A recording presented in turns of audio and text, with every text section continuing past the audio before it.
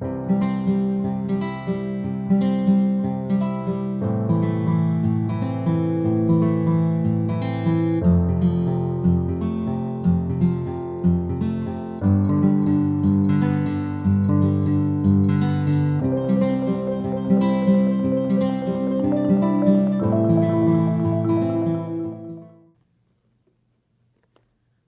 good morning again. The mic on? Okay, thank you. Well, if any of you saw the newsletter, you saw that Reverend Karen wasn't going to be with you today, so as this retired minister, quotes retired, if I could fill in. She was losing her voice, and it's hard to be a minister when you lose your voice, but we miss her, and I really appreciate being asked to step up. The title of this talk, I didn't know how to title it because I've not done one in this area before that I can recall through the 50 years I've been in Unity. Is called Your Parable.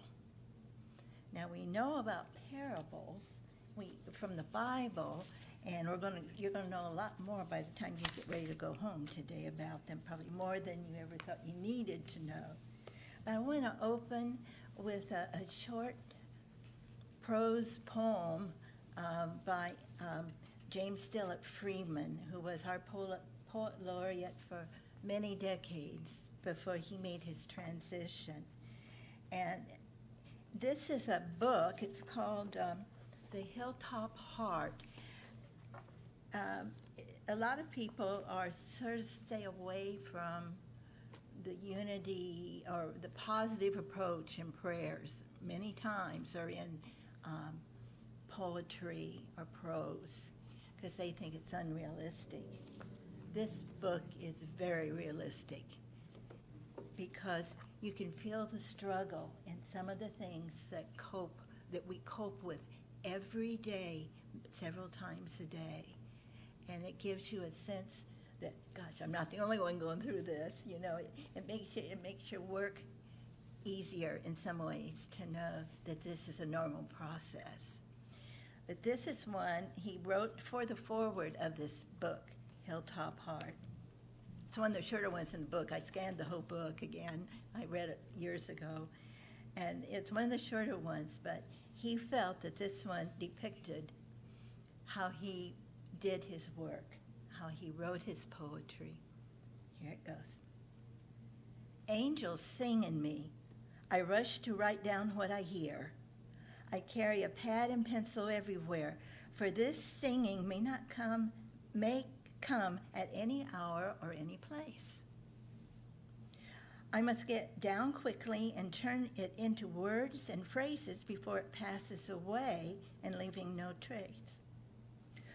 For the angels, I have noticed, hardly ever sing the same song twice, like God.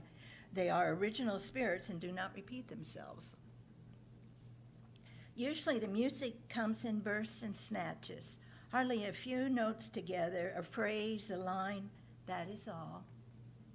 And I must turn to this celestial strain I have caught as the angels flew through my head into a poem or a paragraph or even pages of writing.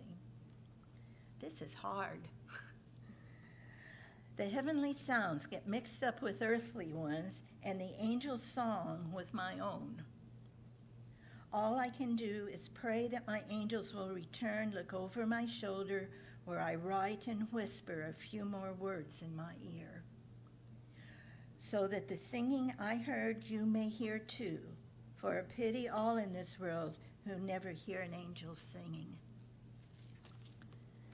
And we have angels, we get those bits of information, those bits of insights, and then they're gone. And we say, where did that go? I know I had that worked out, and it's hard to repeat it.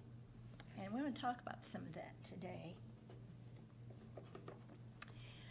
Your parable, oh gosh, that sounds like it's work.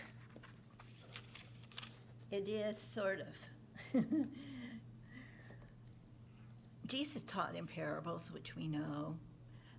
And there are, to bring us all on the same page, because we come from such different backgrounds, religious backgrounds, we're going to define my terms. Typical college professor, right? Webster says, this was a Webster's Collegiate Dictionary, a short, simple story usable of an occurrence of a familiar kind from which a moral or religious lesson can be drawn.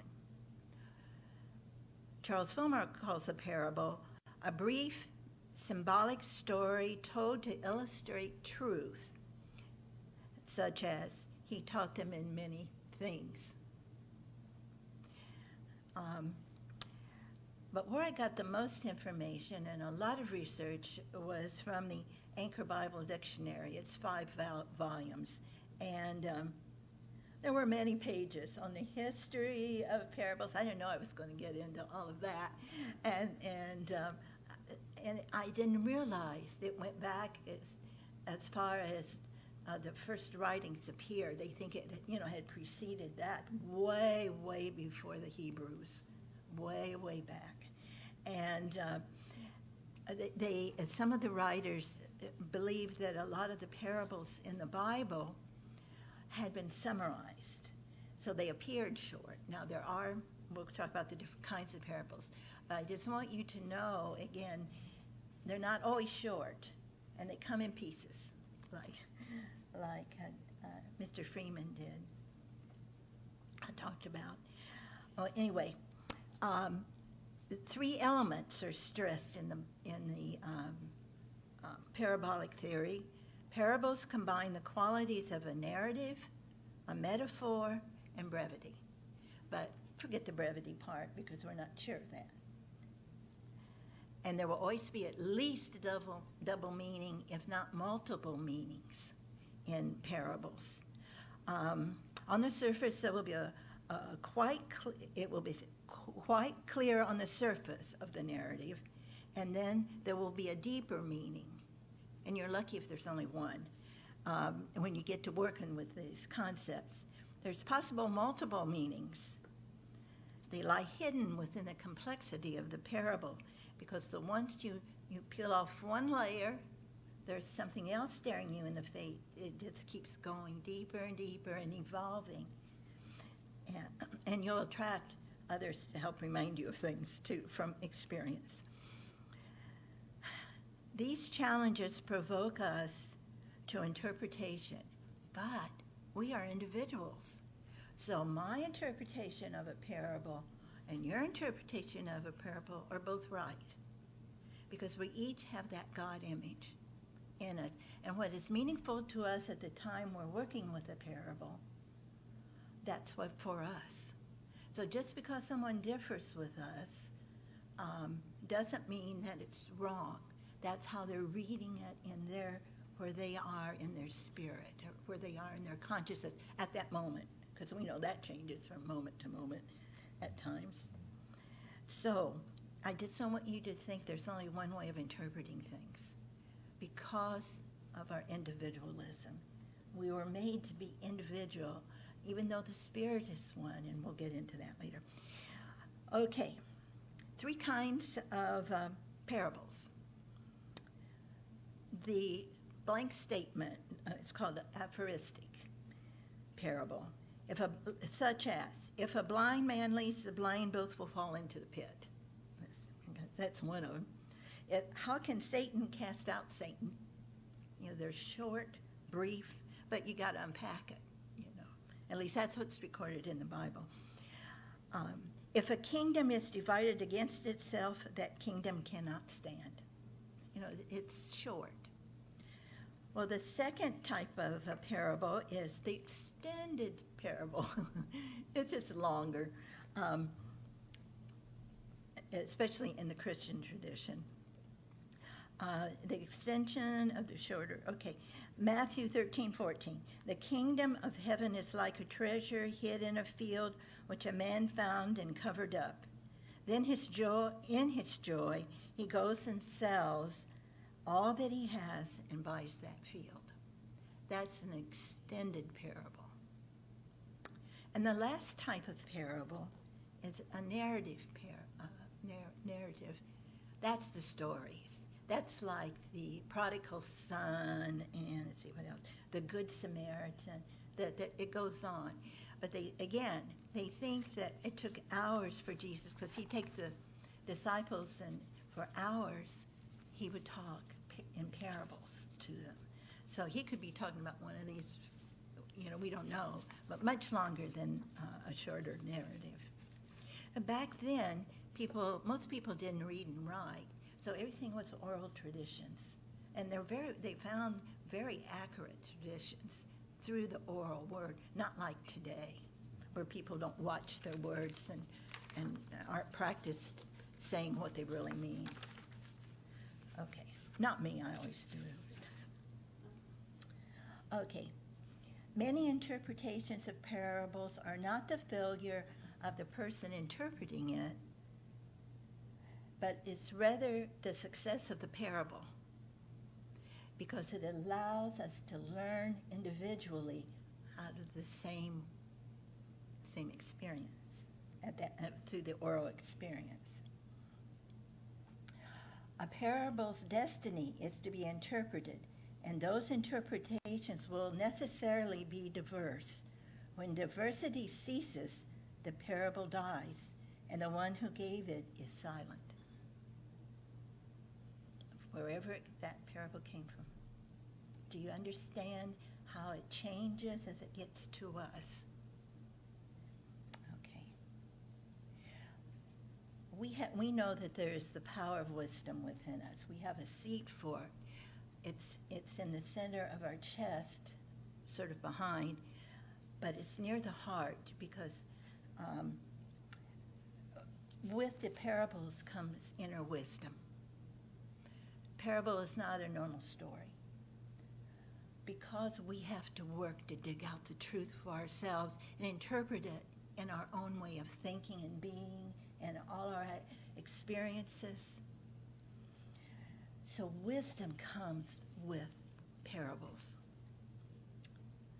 Wisdom defined from Charles Fillmore, co-founder of Unity. Intuitive knowing. It is spiritual intuition. It is the Christ truth within us. Wisdom includes judgment, discrimination, intuition, and all the departments of our mind that come under the heading of knowledge. That makes you think. This keeps you going. Spiritual discernment always places wisdom above all other faculties we have. You don't need experience to have wisdom. There are some people that might have a higher intuitive rate, and they just know. Their knower knows sooner than they have convinced others with experiences. They just know what the answer is, or it's easier for them. And the more wisdom you have, the more that can happen when you reach dilemmas in your life. One can get flashes at understanding at any time, but the clear light of the I am that I am, God, shines steadily on us, and we become receptive to resolving it. All wisdom is implanted in us by divine intelligence. It can't come from anywhere else because you have to be really open to the flow. Now, you can put things in your consciousness that aren't truth-based, that aren't good, that don't work for the total good. That happens all the time, and that's what we try to weed out of our subconscious, right? But knowing that it's from the divine intelligence, it's from the I am that I am, that is uniform in the law for all creation, and it's God, we know that that's all there really is, and that's the highest we can go. So if we know that our knowledge and wisdom has come from that, you can feel it. You can feel. It can bring you peace when you're starting to resolve something. It can bring you that sense of you're loved. It reassures you, and you know that you're in process, if not already discerned what you needed to discern. True wisdom does not only consist of knowing something, but of doing something as well. So you cannot change your consciousness and have it not outpicture that in our world. Remember, wisdom is gained from within, and we extract it from our own life experiences through the principles of solitude, usually if we're working on a problem, quiet, or introspection. And by applying, this has worked for me so many times, when something is there, some dilemma, I stop, I look at what it might be, and then I listen to see what comes. Stop, look, and listen. We'll get more into this. Okay, the way this is done, I wanted you to think of us, our own message system within each of us, as the narrative part of the parable. Now, Jesus isn't here, so we can't sit and listen to him in actuality, but the Christ is with us. And maybe a lot of these little difficulties that we're having is the Christ giving us, writing and helping us see the narratives we're writing for our dilemmas. That's why I say, your parable. I have parables. I'm going to give you one of mine that has happened. But I want you to turn this around. As you don't need words in front of you or someone telling you. Just listen within. If you're having a difficult time or you have a dilemma, it can be just little things. Matter of fact, little things can sneak up on you. Find it, stop, and figure out, where is this discontent, or where is this anxiety I'm feeling? Where's it really coming from? Stop. Okay. Look within, and then listen. Usually you don't hear words back. At times you can, but you'll start to come out of your listening part, and all of a sudden there'll be an idea in your head, or a feeling, and you know something's changed. Then that unpacks. It might be 3 days later, and then that starts unpacking more. So it's, but I have found it very helpful to think of any discord I may have within my being, or even health problems, or especially health problems, that when I can think of it, oh, this is a parable I'm to work out. It gives me a chance to step back from all the emotions that might be surrounding that issue and take I think a truer look at what was I thinking, what was my process, if I can find out what triggered it all. Does that make sense? And when you can step back, it sort of separates you from what you're living, because you're more than that conscious mind. You have subconscious, you have the Christ, you are, so much more than what's happening out here or in here at that time. And it gives you time to take a breath and look and think. That is built into us, and I believe those are our current parables. But they're unique to us as individuals. It starts out, we know that, I don't know if you can get this on the camera or not, but God is, I am that I am, the all that is. That's where, again, all the wisdom comes from. And we are connected through the I am, which is the Christ, God's idea of man, what he thinks, which is still a multiple. There are multiples in the Christ. Everyone has the Christ within. It's when we come down to the I am that directly communicates with the Christ that we become individuals. We aren't in the collective anymore of the Godhead.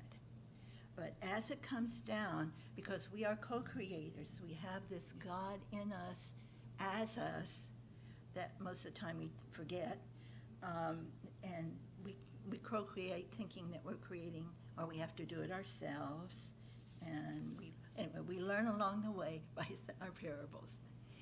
Are you with me on this? How it's, you don't have to agree. Again, I'm not saying you have to agree with everything, but it is a way of you to put things in order when you're doing spiritual inner work, or if you're upset out here in the world some way. You can reflect back, thinking of it as a parable. What would you do if, this was the parable? But you have an inside help, because we are meant to heal. We are meant to feel the answers. We are meant to be wise. We are meant to be love itself. Okay, so God is, which brings us together in common issues going through the human experience. The Christ is God's thought of man, complete and whole, with all the attributes of the Most High. The Christ, and then the Christ image is in, or spirit is in each of us. That brings us into individualism, which is perfectly fine to have your own ideas. Okay, got it? Got that part? Okay. Are you sure? Okay, this is not easy because it's such an individual subject, individualization of how we assess our inner life. But I'm just giving you one way you might view it. When you find conflict and troubles, emotional behaviors, they are your personal parables. Let's see. Your conscious mind has to be aware of this of your conflicts before it, because it opens the door to the wisdom. It opens the door to the help that can come from the Christ in us, because we have choice. So I don't know if any of you are in traditional religion. There was a picture of Jesus when I grew up in the Christian, Disciples of Christ Christian Church, that Jesus was on the outside knocking, but the handle was on the inside. This Christ, this consciousness that will help us and learn and progress forward in spiritual growth has to be done with our conscious mind. We have to actually want it there. You can pick your own words, but you actually, if you want to see you opening to the door to your higher self, welcoming it in for any help it can give. And the more you do that, the easier it gets, and the sooner sometimes you remember that you can do this, because it can bring it down a notch or two in the beginning, whatever you're coping with. So, remember, your conscious mind opens the door. It will also help clean out the subconscious, but you got to open your consciousness to accept help. Stop, look, and listen. An earthly situation that you're experiencing, but there's heavenly insight waiting for you.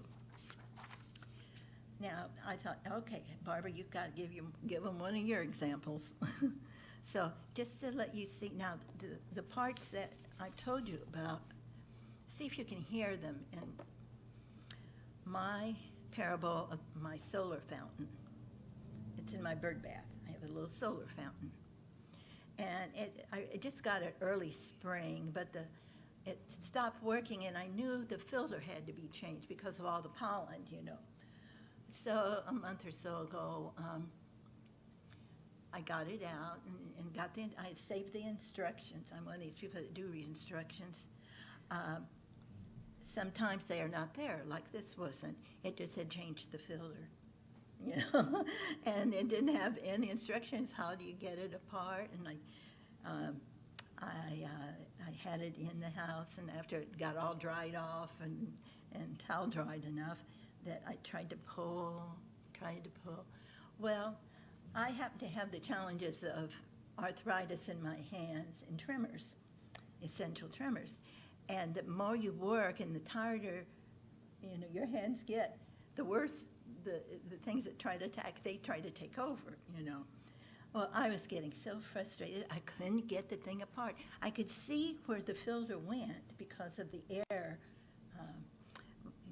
The little motor for the pump is all in the same area, but the little casing over it, I could not get apart. I thought, oh, they just had to melt this together. Am I going to have to buy a new one? It wasn't an expensive one, but I thought, no, I haven't had it, but maybe 3 months max. That's a waste of money for me. I can do this. I was willing myself to do it. And I got so frustrated.